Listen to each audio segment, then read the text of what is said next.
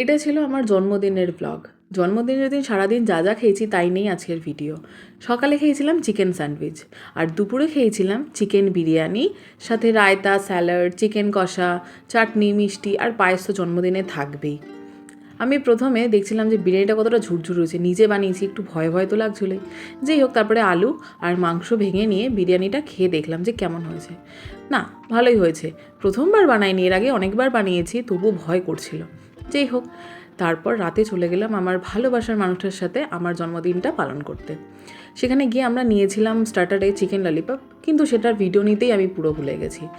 তো ভাবলাম মেন কোর্সটাই দেখিয়ে দিই। মেন কোর্সে নিয়েছিলাম মিক্সড ফ্রাইড রাইস, পুরো চিংড়ি আর চিকেনে ভরপুর, আর সাথে চিলি চিকেন, কারণ এটা আমার বেস্ট কম্বো, আমার ফেভারিট কম্বো। তো ফ্রাইড রাইস আর চিলি চিকেনটা এত সুন্দর খেতে ছিল না, জাস্ট অনবদ্য।